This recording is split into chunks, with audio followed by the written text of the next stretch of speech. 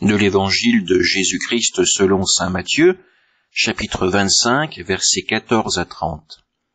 En ce temps-là, Jésus disait à ses disciples cette parabole. C'est comme un homme qui partait en voyage. Il appela ses serviteurs et leur confia ses biens. À l'un, il remit une somme de 5 talents. À un autre, 2 talents. Au troisième, un seul talent, à chacun selon ses capacités. Puis il partit. Aussitôt, celui qui avait reçu les 5 talents s'en alla pour les faire valoir et en gagna 5 autres.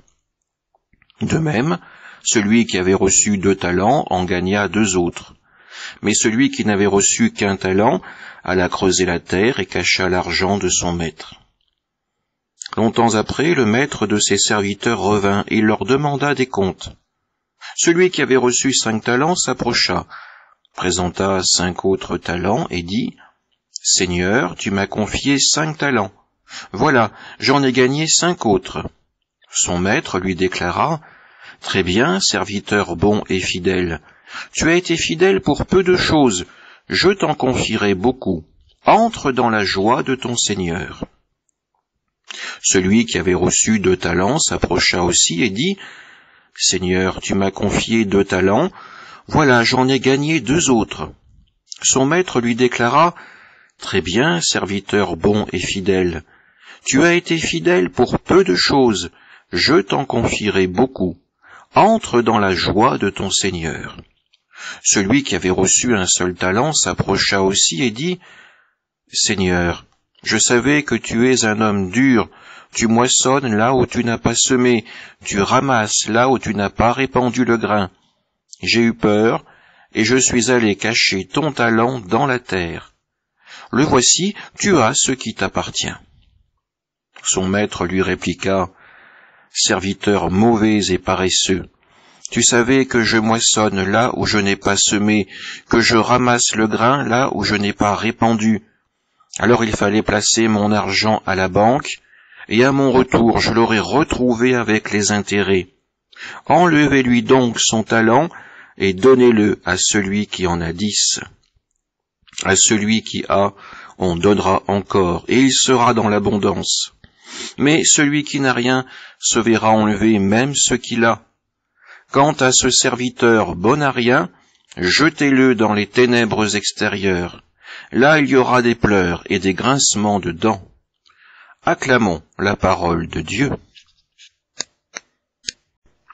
La parabole que nous venons d'entendre peut nous sembler particulièrement injuste. Pourquoi ce maître cruel agit-il ainsi avec son serviteur alors qu'il n'a rien fait de mal? Il n'a ni volé ni tué. Il rend même à son maître la somme exacte qu'il lui a confiée. Alors encore une fois, pourquoi un tel jugement? Tout simplement parce que ce serviteur, submergé par sa peur, n'a pas compris que son maître voulait lui faire confiance. Pour preuve, le maître traite ses serviteurs de manière identique, chacun recevant selon ses capacités. Le maître associe ses serviteurs à ses affaires, comme Dieu le fait avec nous pour la gestion de son royaume. Dieu ne cherche pas à nous culpabiliser en nous envoyant vers un échec qui serait certain, puisque chacun reçoit selon ce qu'il peut accomplir. Dieu, comme le maître de la parabole, ne demande pas un compte détaillé des opérations. Les serviteurs sont entrés dans son projet, qui est la marche des affaires, et c'est cela qui compte. Sa confiance est telle qu'il les laisse prendre des initiatives. Cette attitude contraste d'ailleurs beaucoup avec nos habitudes, y compris paroissiales, du « on a toujours fait comme ça, alors surtout ne changeons rien ». Mais c'est un aparté. Revenons à nos 2 premiers serviteurs. Ils ont doublé la somme reçue. Ils ont eu le courage de prendre des risques. Le 3e serviteur, lui, n'a rien voulu risquer. Il a été prudent au-delà de toute limite. Il est resté enfermé dans sa peur, et même pire, il est resté enfermé dans l'image qu'il s'était faite de son maître. Pourtant, le seul désir du maître était de pouvoir dire à ses 3 serviteurs « Entrez dans la joie de votre maître ». ce qui nous amène à ce verdict. Celui qui a recevra encore, et il sera dans l'abondance. Mais celui qui n'a rien se fera enlever même ce qu'il a. Des paroles dures à recevoir.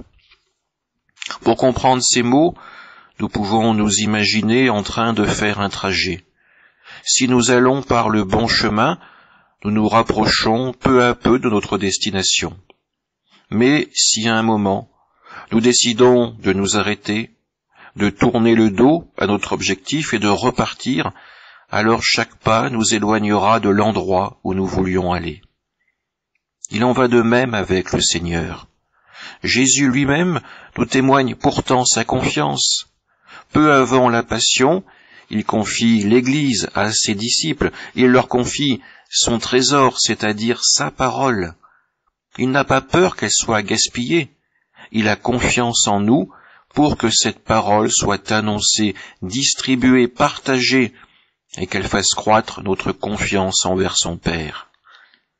La question à laquelle nous devons répondre est donc toute simple.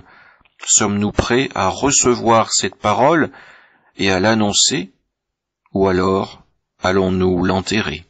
Amen.